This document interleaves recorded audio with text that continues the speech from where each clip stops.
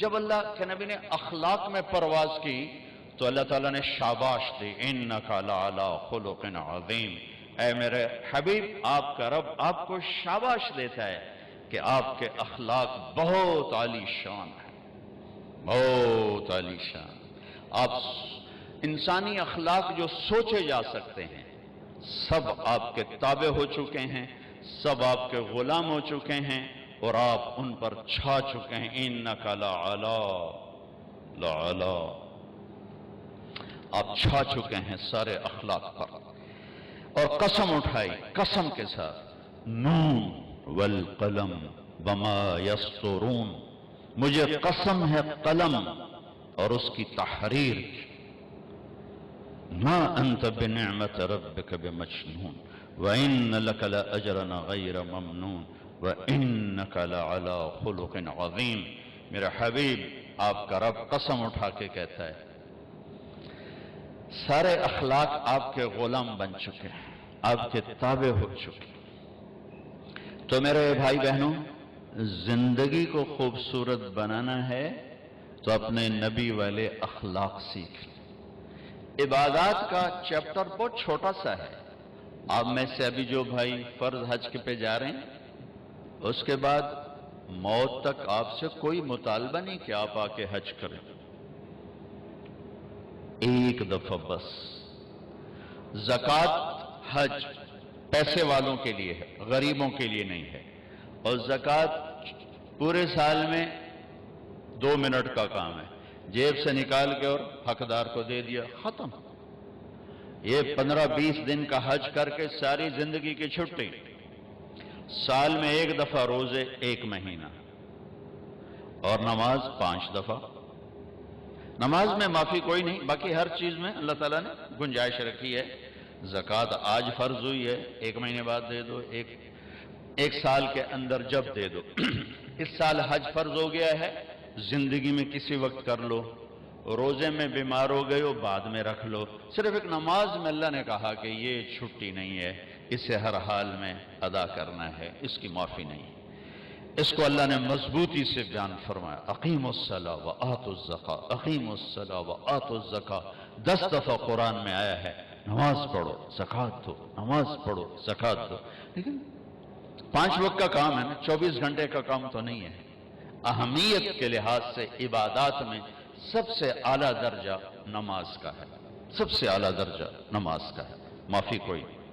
میں کہا کرتا ہوں اگر گنجائش ہوتی تو اس 14 صدی میں کربلا والوں کو گنجائش ہوتی کہ نماز چھوڑ دیتے، جو دنیا کا سب سے عجیب و غریب واقعہ ہے، ظلم و ستم میں بھی اور مظلومیت میں بھی۔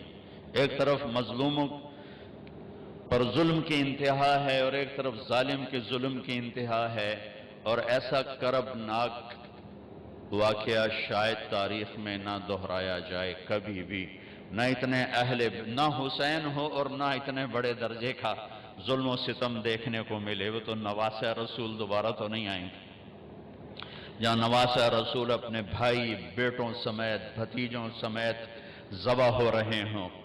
زمین آسمان نے کبھی یہ منظر دیکھا یا دیکھے گی؟ نماز کا وقت آیا، امام علی مقام نے زہیر ان کے ایک ساتھی تھے، ان سے کہا کہ یہ شمر سے کہو ہمیں نماز پڑھنے تھے، نماز پڑھنے تھے۔ ہوئے ہوئے ہوئے،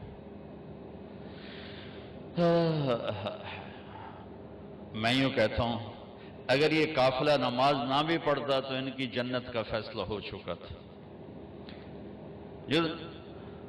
یہ تو بالکل موت کے کنارے پر کھڑے تھے اور لہو لہان تھے سارے قافلے والے۔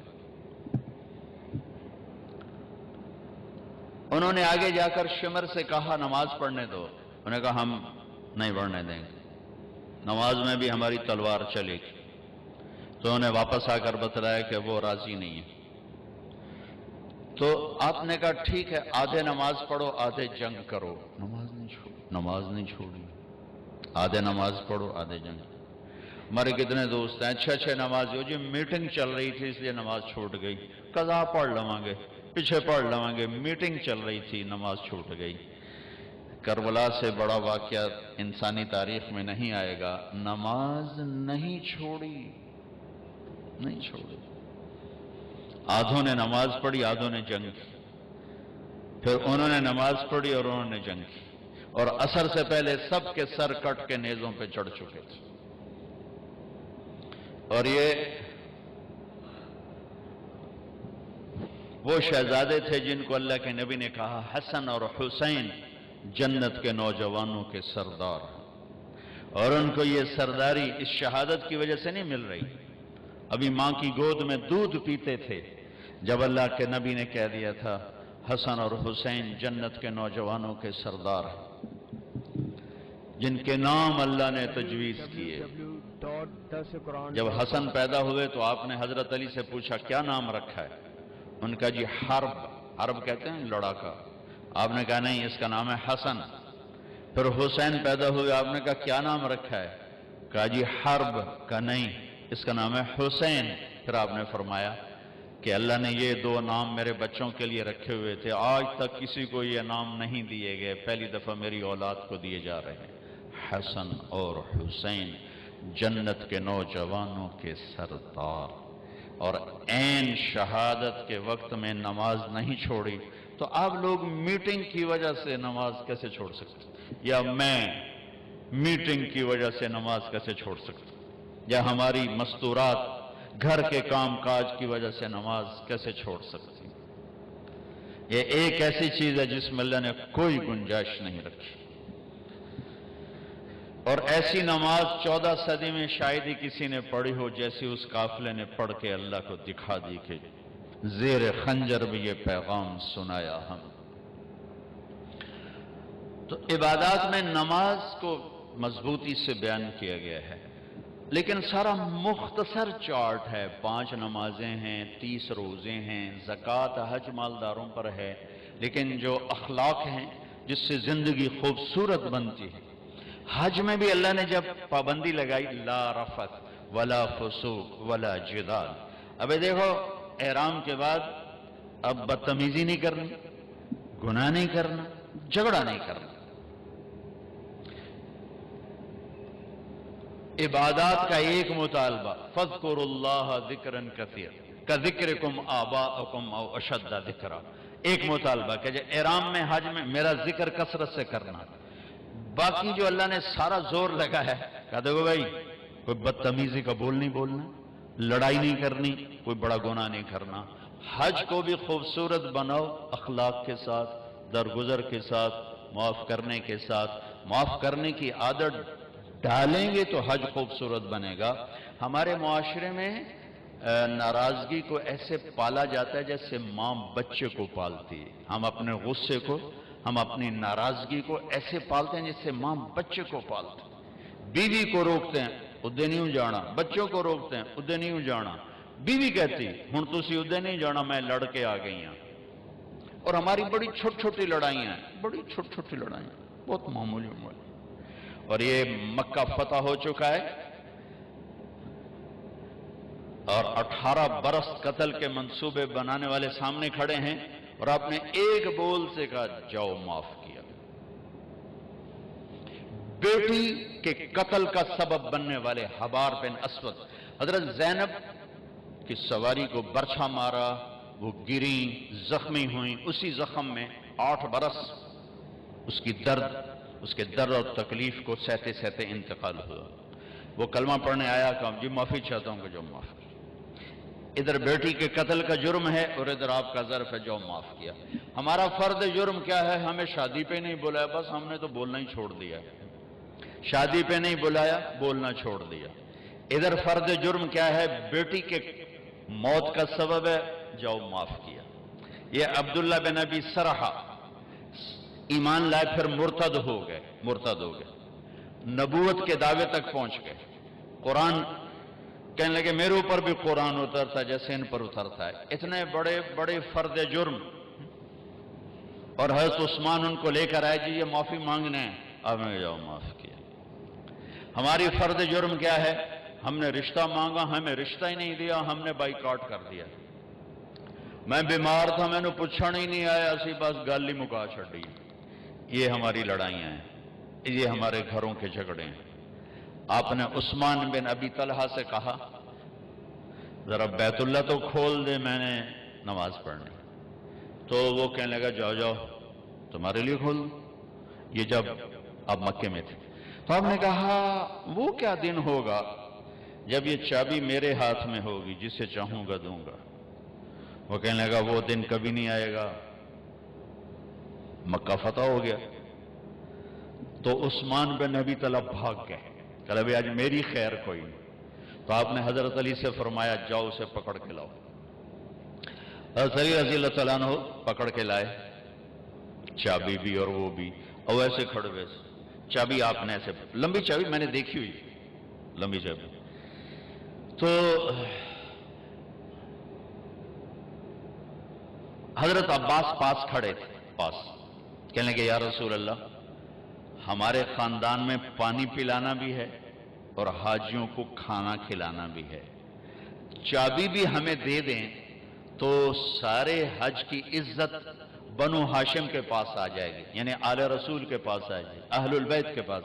اب یہ کوئی دنیاوی منصب نہیں تھا، دینی منصب تھا، خدمت کا تھا، تو ایک اچھی چیز تھی میرے خاندان میں آ جائے، ٹھیک ہے۔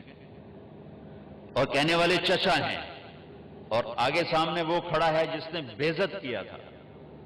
یا رسول اللہ یہ چابی ہمیں دے دیں، ہمارے خاندان میں سقایا بھی ہو گیا، حجابہ بھی ہو گیا، چابی بھی ہو گئی، تو ہمیں دے دیں۔ تو آپ نے حضرت عباس کی نہیں سنی، عثمان یوں کھڑے، آپ نے کہا عثمان، وہ ساری نہیں اٹھا رہا شرم کی وجہ سے، عثمان تو نے ایسے دیکھا شرمندگی سے، آپ نے کہا یہ کیا ہے؟ یہ وہی چابی ہے جو میں نے تمہیں کہا تھا وہ کیا دن ہوگا جس دن یہ چابی میرے ہاتھ میں ہوگی، خذ ہو خالدن طالد، تو نے تو میرے لیے دروازہ نہیں کھولا تھا، میں یہ چابی تیرے ہاتھ میں دے رہا ہوں، قیامت تک تیری اولاد میں رہے گی، باہر نہیں نکلے گی۔ ہائے ہائے ہائے ہائے، واہ یا رسول اللہ۔ چھوٹی چھوٹی باتوں پہ انسان ذبح ہو رہے ہیں، طلاقیں ہو رہی ہیں، سگے بہن بھائی آپس میں ٹوٹ رہے ہیں، ماں باپ اولاد نفرت کا شکار ہیں، پڑوسی پارٹنر آگ لگی ہوئی ہے، میرے پیسے مار لیے بائی کاٹ، میں نے رشتہ مانگا بائی کاٹ، میرے سلام کا جواب نہیں دیا بائی کاٹ، مجھے پوچھنے نہیں آیا بائی کاٹ، مجھے شادی پہ نہیں بلایا بائی کاٹ، ہم سے مشورہ نہیں لیا بائی کاٹ۔ یہ میری آپ کی لڑائیاں ہیں، اور ایسی ہیں کہ نفرتوں کی آگ بھڑک اٹھی ہے، آسمان کا پانی بھی بجھانے میں ناکام ہو رہا ہے۔ کیا میرے نبی نے معاف کر کے دکھایا ہے۔ اور آپ مکے کا کفر دیکھیں، مکے کا کفر، آخری نبی سے ٹکر لی، اتنا بڑا کفر تھا، آخری نبی سے ٹکر لی، معجزے دیکھے، یوں اشارہ کیا، چاند کے 2 ٹکڑے ہو گئے، کہنے لگے چاند پہ جادو کر دیا، نہیں کلمہ پڑھا۔ آپ نے ایک بکری کی دستی پکائی، ایک بکری کی دستی کتنی ہوگی؟ 2 کلو، 40 آدمیوں نے کھانا کھایا اور ایک بوٹی کم نہیں ہوئی، اسی طرح ہانڈی بھری ہوئی، سالن اسی طرح، اور 40 آدمی کھانا کھا گئے۔ 3 دن مسلسل آپ نے ایسا کر کے دکھایا، کہنے لگے کھانے پہ جادو کر دیا۔ قدم قدم پہ معجزے دیکھے، انکار انکار انکار، بدر میں فرشتوں کو اترتے دیکھا، انکار، خندق میں ہوا نے ان کے خیمے اکھاڑ دیے، انکار، 10,000 کا لشکر مکے میں داخل ہوا، انکار۔ جو سب سے زیادہ دشمنی میں آگے تھے ابو سفیان رضی اللہ تعالیٰ عنہ، جو بعد میں کلمہ پڑھا، ٹھیک۔ اب انسانی فطرت کا تقاضا یہ ہے کہ آپ مکے میں داخل ہوتے ہی فرماتے ابو سفیان کی گردن اڑا دی جائے، لیکن آپ نے مکے میں داخل ہونے سے پہلے اعلان فرمایا کہ جو ابو سفیان کے گھر میں پناہ لے گا اسے کچھ نہیں کہا جائے گا، جو اپنے گھر میں پناہ لے گا اسے کچھ نہیں کہا جائے گا، جو بیت اللہ میں پناہ لے گا اسے کچھ نہیں کہا جائے گا۔ وہ قتل کے منصوبے بناتے رہے اور یہ یوں عزت دیتے رہے، یہ میرے نبی کی خوبصورت زندگی ہے۔ اگر میں اور آپ زندگی خوبصورت بنانا چاہتے ہیں تو یہ بنگلوں سے، کپڑوں سے، گاڑیوں سے نہیں بنے گی، میرے نبی والے اخلاق سے بنے، جس میں درگزر کرنا سب سے اعلیٰ درجے کی چیز ہمیں نظر آتی۔ معاف کیا، جاؤ معاف کیا۔ اب سوئے ہوئے ہیں، ایک بدو نے آپ کی تلوار اٹھائی اور یہاں ماری، اب اٹھ کے بیٹھ گئے تو اس کے ہاتھ میں تلوار یوں سیدھی کی، من یمنعک منی، کون بچائے گا؟ تو آپ مسکرائے، آپ نے کہا اللہ، تو اس کا ہاتھ کانپا، تلوار گر گئی، تو آپ نے یوں تلوار اٹھا گئی، یوں سیدھی کی، تجھے کون بچائے گا؟ کہنے لگا میں تو ہی بچاؤں گا۔ تو آپ نے کہا کلمہ پڑھتے ہو؟ کہنے لگا نہیں پڑھتا۔ کہا جاؤ معاف کی۔ جب وہ کلمہ نہیں پڑھ رہا تھا تو اس وقت تو قتل کر دیتے کہ میں نے قتل کرنا آیا، اگر نہیں میں نہیں پڑھتا۔ کہا جاؤ معاف کی۔ مکے سے طوائف آئی، طوائف، سارا اس کا نام تھا، سارا گانے والی، ناچنے والی، اور آگے مدینے پہنچ گئی، کہنے لگی فاقو مر گئی ہوں میری مدد کر۔ اللہ کے نبی سے کہہ رہی گانے والی، ناچنے والی، فاقو مر گئی ہوں میری مدد کر۔ تو آپ نے کہا کلمہ پڑھتی ہو؟ آپ نے کہا کلمہ پڑھتی ہو؟ کہنے لگا نہیں پڑھتی، نہیں پڑھتی۔ کفر، ناچنے والی، گانے والی، ٹھیک ہے، کلمہ پڑھتی ہو؟ کہا نہیں پڑھتی۔ تو آپ کہتے ہیں نو کنو فاتح بار کر دو، نہیں؟ تو آپ نے کہا میں اپنی خاندان والوں سے کہتا ہوں اس عورت کی مدد کرو، اپنے خاندان، اپنے خاندان، میں اپنے خاندان سے کہتا ہوں اس عورت کو بھر دو۔ یہ اپنا خاندان کیوں کہا؟ سب صحابہ سے کیوں نہیں کہا کہ کسی کے جی میں یہ نہ آئے کہ طوائف کی مدد کر رہے ہیں، لہذا اپنے خاندان سے کہا میرے گھر والے اس کی مدد کرو، اور اس کو بھر کے بھیجا۔ یہ میرے نبی کے اخلاق ہیں۔ اب کھانا کھا رہے ہیں، ایک مدینے کی طوائف گزری، اس نے نا آپ کا مذاق اڑانا چاہا، کب بڑا نبی بنتا ہے کسی کو کھانے کا ہی نہیں پوچھتا۔ تو آپ نے کہا آ جا، حالانکہ آپ کہتے ہیں ان 2 لتر مارو گے تو دفع کرو، یہ طوائف ہو کے کی گل کر رہی۔ 2007 میں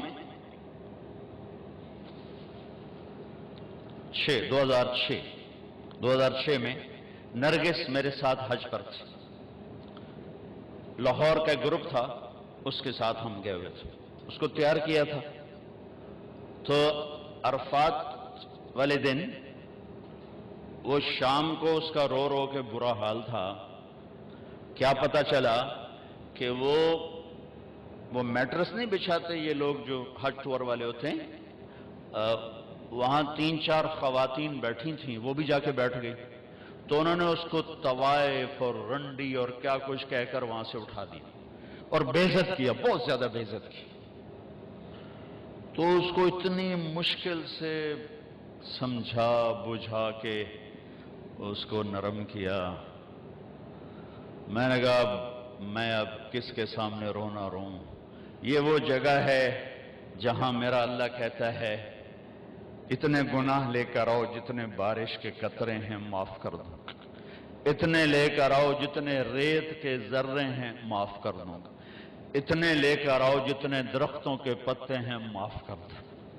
تو ایک طوائف کے پاس اتنے گناہ تو نہیں ہیں کہ وہ بارش کے قطروں سے زیادہ ہو جائیں، یا ریت کے ذروں سے بڑھ جائیں، یا درختوں کے پتوں سے بڑھ جائیں، لیکن نفرت نفرت نفرت نفرت انسان ہی نہیں سمجھتا۔ ایک ہوتا ہے پیسے کا تکبر، وہ بھی بڑا خوفناک ہے، ایک ہوتا ہے نیکی کا تکبر، یہ پیسے سے زیادہ خوفناک ہے۔ میری گل ذرا کان کھول کے سنیں آجے، ایک پیسے کا تکبر ہے، یہ بھی بڑی بھیڑی شے ہے، لیکن نیکی کا تکبر اس سے بھی زیادہ ہوتا ہے۔ یہ آدمی کو ایسے ہی گراتا ہے اللہ کی نظروں سے جیسے بڑے بڑے گناہوں سے انسان اللہ کی نظروں سے گرتا ہے۔ اس کا یہ میں نے آپ کو نمونہ دکھایا کہ اٹھ جا یہاں سے، طوائف ناچنے والی، وہ تو توبہ کرنے گئی تھی وہ، اور اس نے کی توبہ، گھر بیٹھ گئی.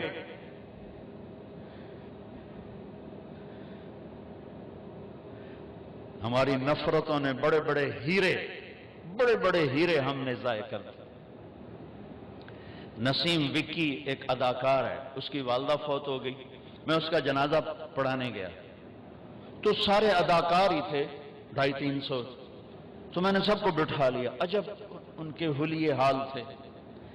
کس ماحول میں؟ ہر گناہ اس ماحول میں ہوتا ہے جس میں وہ ان کی زندگی گزرے، ہر گناہ. میں نے ان سے کوئی 20-25 منٹ بات کی. میں نے اتنا کسی کو روتے نہیں دیکھا جتنا وہ نوجوان روئے. ہچکیوں. میں نے تھوڑی اللہ کے نبی کی وفات بیان کی، حضرت علی مقام امام حسین کی تھوڑی سی سیرت بیان کی. ایک نوجوان ایسا تڑپ کے روتا تھا، اس نے دیکھو میں اب رو رہا ہوں. اور جنازے کے بعد میں گاڑی میں بیٹھا اور ریمنڈ تک میں روتا ہی گیا کہ کیسے کیسے ہیرے ہماری نفرتوں نے تباہ کر دیا. کنجر کنجر کنجر، رنڈی طوائف طوائف.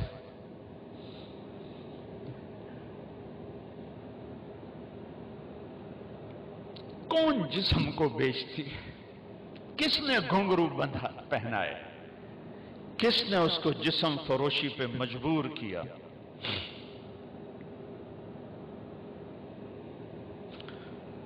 یہ کوئی عورت کی فطرت تھوڑا ہی ہے کہ اپنا جسم بیچنے کے لیے منڈی میں آ جائے، اپنے جسم کی نمائش کے لیے گھنگرو باندھے. یہ تو نچوانے والے میاں صاحب، سیٹھ صاحب، چودھری صاحب، سردار صاحب، ان کی کلغی سفید رہی، اس کے ماتھے پہ طوائف کا داغ لگا، موت بھی نہ دھو سکی. میرا ضلع ملتان ہے. 1818 میں رنجیت سنگھ نے ملتان فتح کیا تھا، مظفر خان سے حکومت چھینی، شہید ہوئی. تو اس نے 3 بازار حسن بنائے، ایک ملتان میں، ایک کیروڑ پکا میں، ایک تلمبا. تلمبا میرا ہوم ٹاؤن ہے، میرے گاؤں سے 3 کلومیٹر. آج سے کوئی 10 سال پہلے میں نے وہاں، مجھے خیال آیا کہ یہ اگر قیامت کے دن انہوں نے گریبان پکڑ لیا کہ ساری دنیا میں تبلیغ کی اور ہمیں آ کے نہ بتایا تو ہم تو مارے گئے. وہاں طوائفوں سے ملنا شروع کیا، ان کو کبھی گھر بلایا، کبھی ان کے پاس.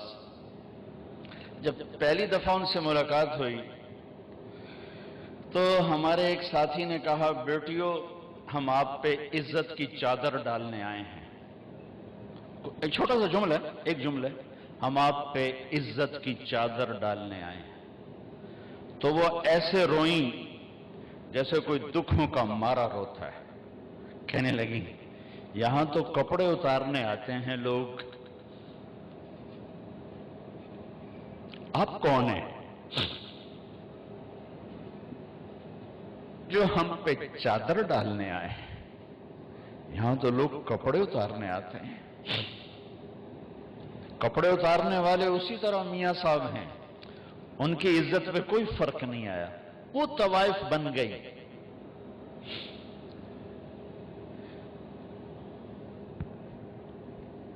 10 سال کی محنت کے بعد اللہ کے فضل سے وہ سارا محلہ اب ختم ہونے کو ہے.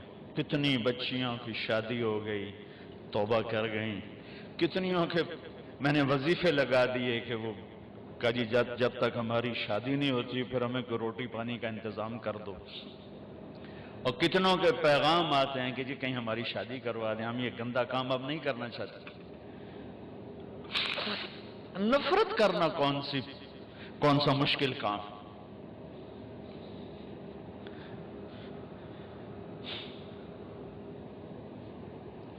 وہ طوائف کہنے لگی یہ کیسا نبی ہے جو کسی کو پوچھتا ہی نہیں. آپ نے کہا آجا، تو بھی آجا، بٹھا لی. وہ تو آپ کو غصہ دلانا چاہتی تھی. کہنے لگی میں ایسے نہیں کھاؤں گی، جو تیرے منہ میں ہے وہ نکال کے مجھے کھلا. اور ہماری پنجابی کی مثال ہے، کبا سمجھتے کبڑا، کبے نو لت لگی اسے دھو گیا. ان کے سے لات ماری وہ سدھا ہو گیا. اس نے تو اللہ کے نبی کا مذاق اڑایا, وہ اس کو سیدھا پڑ گیا.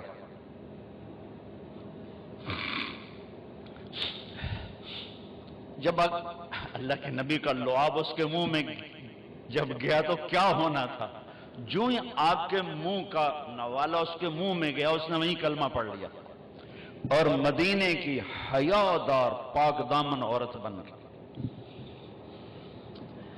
میرے بھائی بہنوں, زندگی کی خوبصورتی حج سے نہیں ہوگی, نماز سے نہیں ہوگی, روزے سے نہیں ہوگی, ذکر و تلاوت سے نہیں ہوگی. ہاں, یہ ہماری فاؤنڈیشن ہے, ہماری بنیاد بنے گی. بنیاد کے بغیر عمارت نہیں بنتی. اگر زندگی کو خوبصورت بنانا ہے, اس میں حج بھی ایک عمل ہے, تو اپنے اخلاق خوبصورت, نبی والے اخلاق سیکھیں.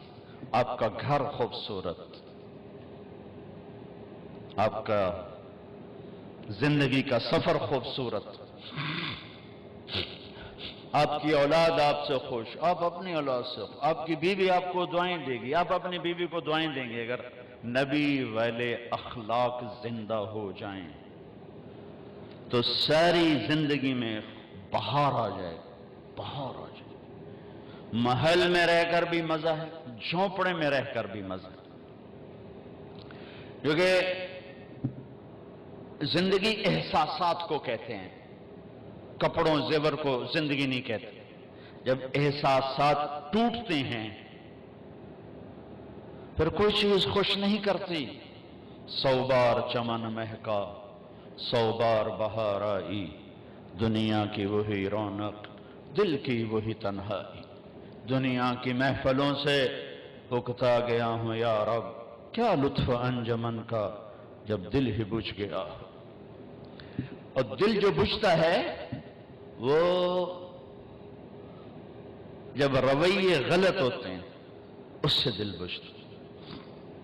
زبان کے سخت بول, بدتمیزی, معاف نہ کرنا, درگزر نہ کرنا, طنز, یہ زندگی کو ویران کر دیتا.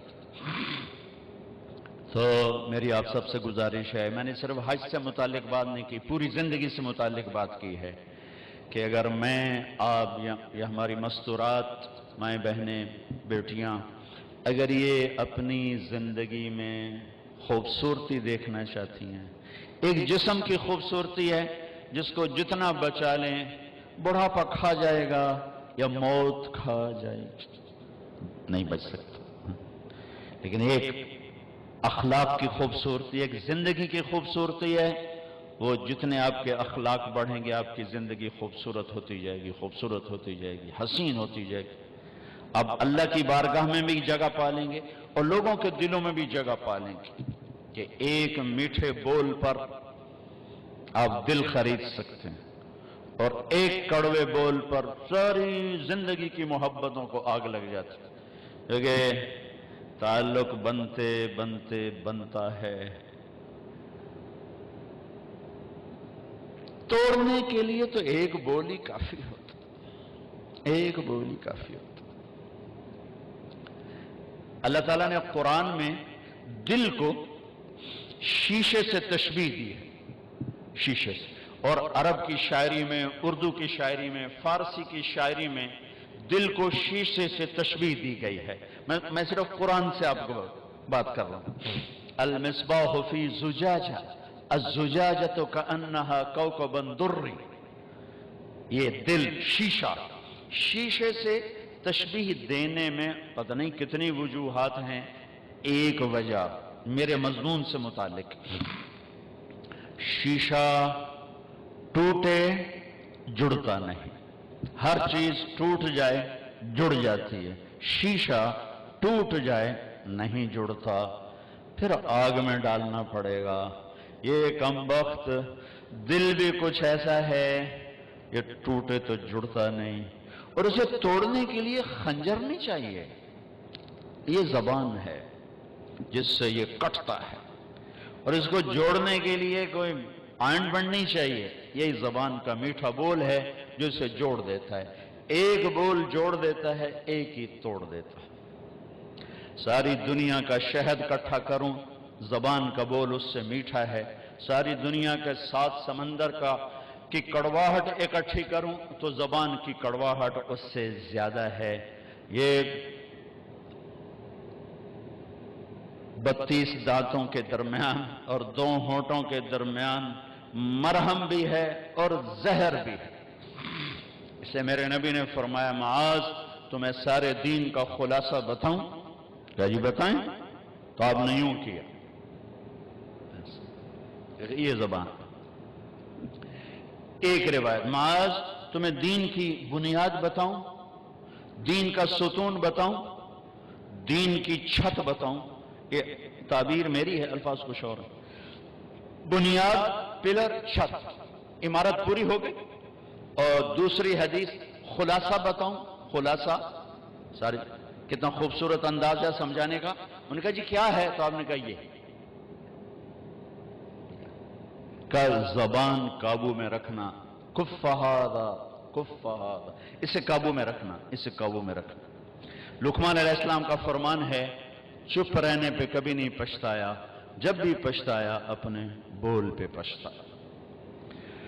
تو میری آپ کی زندگی میں جو خوبصورتی آئی، ایک اس دل کو نفرتوں سے پاک کر دے، ایک اس زبان کو زہریلے بول سے پاک کر دے۔ ایک حدیث سناتا ہوں، بات ختم کرتا ہوں۔ میرے نبی نے فرمایا میرے بیٹے انس، میری ایک عظیم الشان سنت ہے۔ یہ عظیم الشان کا لفظ بس یہی ہے، اور ہوگا مجھے یاد نہیں۔ میں نفی نہیں کرتا ہوں، لیکن جتنا مجھے یاد ہے اس کی نفی ہے کہ میری یادداشت میں یہ لفظ صرف یہی آ رہا ہے کہ میرے بیٹے انس میری ایک عظیم الشان سنت ہے۔ یہ داڑھی بھی سنت ہے، پگڑی بھی سنت، یہ سفید لباس بھی سنت، سیدھے ہاتھ سے کھانا بھی سنت، شادی کرنا بھی سنت، کمانا بھی سنت، لیکن عظیم الشان سنت صرف ایک جگہ مجھے یاد ہے، کسی اور جگہ بھی ہو سکتا ہے، کہ میرے بیٹے انس میری ایک عظیم الشان سنت ہے، اور جو میری اس سنت سے پیار کرے گا مجھ سے پیار کرے گا، اور جو مجھ سے پیار کرے گا جنت میں میرا ساتھی ہوگا۔ کتنی بڑی بات ہوگی، ایک سنت پر، ایک سنت پر۔ کہ جی کیا ہے؟ کیا ہے کہ یا بنی ان استطعت ان تصبح وتمسی وليس في قلبك غش لأحد فافعل۔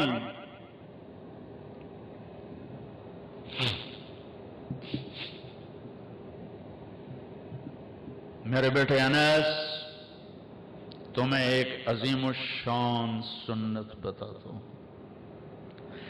زندگی بھر ساری زندگی ایک کام کرتے رہنا، ایک کام ساری زندگی، جوانی میں، بڑھاپے میں، بیماری میں، صحت میں، دن میں، رات میں، سردی میں، گرمی میں، سفر میں، حضر میں، ایک کام کرنا، ایک میری سنت پہ عمل کرنا۔ اس دل میں کسی کی نفرت نہ پالنا، کسی سے نفرت نہ کرنا۔ لے احد مسلم نہیں کہا، مومن نہیں کہا کہ کسی مسلمان سے نفرت نہ کرنا۔ لے احد، اس وقت 7 ارب انسان ہیں دنیا میں، اور میرے نبی فرما رہے ہیں کسی سے نفرت نہ کرنا، کسی سے بغض نہ رکھنا، کسی کا کھوٹ دل میں نہ رکھنا۔ یہ میری وہ سنت ہے، جو اس سے پیار کرے گا مجھ سے پیار کرے گا، جو مجھ سے پیار کرے گا جنت میں میرا ساتھی ہوگا۔ بھائی بہنوں، ہم کپڑے پہنتے ہیں نا، صاف ستھرے پہن کر آئے نا آپ لوگ، میں بھی ابھی بدل کے آیا ہوں، آپ بھی بدل کے آئے، کہ داغ لگا ہوا نہ خود اچھا لگتا ہے نہ لوگوں کو اچھا لگتا ہے۔ تو نفرت یہ وہ دل کا داغ ہے جو اللہ کو پسند نہیں ہے، اسے صاف کر دیا کریں۔ دیکھو ہم کھانا کھاتے ہوئے آگے نیپکن رکھتے ہیں اور آستینیں چڑھا کے بیٹھتے ہیں کہ کہیں آستینوں پہ نہ کوئی سالن لگ جائے، اور آگے وہ یہ پہلے اگلے رکھ کے توڑے واسطے روٹی کھواؤنی ہے نا، روٹی ہے دیکھو نا توڑے واسطے پہلے سامنے رکھے ہوئے بے توڑے چولے نہ میلے ہو جائیں نہیں. تو میرا اللہ یہی کہتا ہے ذرا اس کو بھی سانپ کے رکھ، اس پہ داغ نہ لگنے دے نفرت کا. مجھے اچھا نہیں لگتا، نہ میرے نبی کو اچھا لگتا ہے، نہ میرے رب کو اچھا لگتا ہے کہ میں کسی سے نفرت کروں.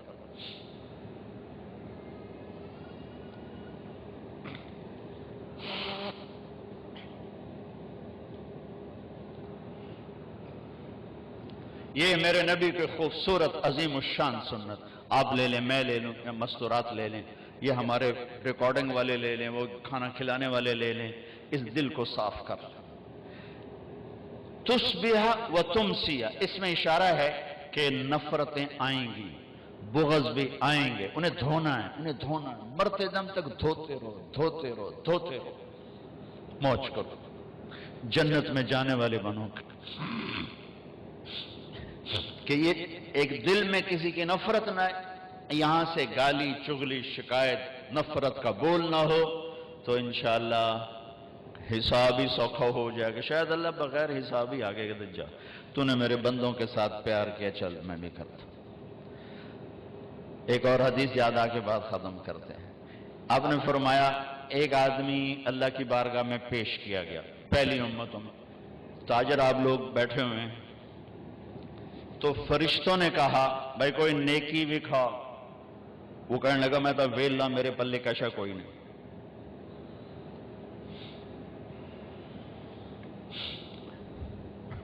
وہ ایک ہمارا بچہ، وہ لارنس کالج ہے نا، وہ مری والا، اس میں اس کے داخلے کا تھا.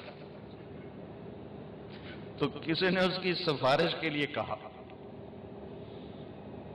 تو وہ اس کے وہ وہاں جو تھا نا وہ ٹیسٹ لیتے ہیں، تو انہوں نے کہا جی کوئی شاید لکھ دا پھر تو کوئی سفارش توڑی مان لے. تو لکھیا ہی کچھ نہیں، ویلا پرچہ ہوں توڑی کی سفارش منی، پرچہ ہی سارا ویلا، ایک لفظ نہیں لکھا تو کیا سفارش قبول کرے. وہ کہے گا جی میرا تو پیپر ہی ویلا، میرے تو پلے ہی شاید کچھ نہیں. وہ کہیں گے کوئی یاد کر. وہ کہے گا میں تجارت کرتا تھا، جس سے لینے ہوتے تھے پیسے، اگر وہ نہیں دیتا تھا ٹائم پر تو تنگ نہیں کرتا تھا، اور اگر دینے کی طاقت نہیں رہتی تھی تو معاف کر دیتا تھا. وہ اس کو پکڑ کے اللہ کے سامنے پیش کیا. کہیں گے اللہ یہ بندہ ہے، آپ اس کی سن لیں. تو اللہ تعالیٰ فرمائیں گے ہاں بھائی کیا ہے؟ کہ یا اللہ تیرے فرشتے پوچھ رہے تھے بھی تیرے پلے کوئی شے ہے، تو میں نے کہا میرے پاس تو کچھ بھی نہیں ہے. پھر میں نے یاد کیا تو یہ ایک نیکی یاد آئی کہ تجارت کرتا تھا، جس سے لینا ہوتا تھا وہ عام طور پہ موقع پہ نہیں دیتے تھے تو میں ان کو تنگ نہیں کرتا تھا، اور جو دینے کے قابل نہیں رہتے تھے ان کو معاف کر دیتا تھا. تو میرے نبی نے فرمایا، تو اللہ نے اسے کہا اچھا بھائی تو میرے بندوں کے ساتھ بڑی نرمی کرتا رہا، چل میں بھی نرمی کر، تم جا میری جنت تے جا، کوئی نہیں پوچھتا، نہ نماز نہ روزے کچھ بھی کوئی نہیں. ہو گیا. اللہ کو اپنے بندوں سے حسن سلوک اتنا پسند. تو میں نے پوری زندگی کا نقشہ آپ کے سامنے پیش کیا ہے. اگر اس نقشے میں رنگ بھرنا ہے، اپنے اخلاق اچھے کر لیں، اپنے رویے اچھے کر لیں، معاف کرنا سیکھ لیں، درگزر کرنا سیکھ لیں، سینے سے لگانا سیکھ لیں، زبان پر قابو سیکھ لیں، دل کو دھونا سیکھ لیں، زندگی خوبصورت ہو جائے گی. یہ تبلیغ کا کام اسی کی ایک محنت. میں آپ سے زیادہ نہیں کہتا، آپ ہر مہینے 3 دن لگایا کریں تبلیغ میں، آپ کو پوری زندگی میں انقلاب محسوس ہوگا اور پوری زندگی کا رخ اللہ کی طرف پھر جائے گا. اگر آپ انشاءاللہ کرتے رہیں گے اور اپنے 24 گھنٹے کی زندگی میں ایک نماز کو زندہ رکھیں اور منفی رویوں کو پازیٹیو کر دیا کریں، نیگیٹو کے سامنے نیگیٹو. میں نے ایک ریسرچ پڑھی کہ جو لوگ پازیٹیو سوچتے ہیں ان کو جم جانے کی ضرورت نہیں ہے، ان کے جو پازیٹیو میسیجز ہیں وہ ان کو فریش کرتے رہیں گے. اور جو لوگ نیگیٹو سوچتے ہیں ان کو جم جانے کا فائدہ کوئی نہیں، جتنے مرضی چال बंडल बंडल उन्हां दा कख नहीं बनना, तो अंदर नफरत ही नफरत भरी हुई, वो भावें डंड कड्डण ते भावें बैठका कड्डण, उन्हां दे पल्ले कख नहीं पवना। वो अंदर से नफरत निकालेंगे तो कुछ जाकर पॉजिटिव निजाम चलेगा। तो भाइयों पॉजिटिव सोचें, मुस्बत सोचें, मुस्बत बोलें, माफ करना सीखें, अल्लाह भी माफ करेगा। लोगों के ऐब छुपाना सीखें। हम में कौन है जो पाकीज़गी का दावा करे या कसम उठाए? हम सब नफ्सो शैतान के मारे हुए हैं। उसकी मेहरबानी है, उसने सत्तारी की चादर डाली हुई है, तो एक दूसरे के सामने बैठे हैं, हमारे पर्दे उठा दे। शायद हर कोई अपने आप का गला घोंट के मर जाए, उसका करम है। अगर उस जहान में अपने ऐब छुपाना चाहते हो तो लोगों के ऐब छुपाया करो, अल्लाह आपके ऐब छुपाएगा। लोगों की बुराई मत करो, अल्लाह आपकी बुराइयों को माफ करे। लोगों को माफ करना सीखो, अल्लाह आपको माफ करेगा। तो सारे भाई बहन इसकी नियत भी करो, इरादे करो।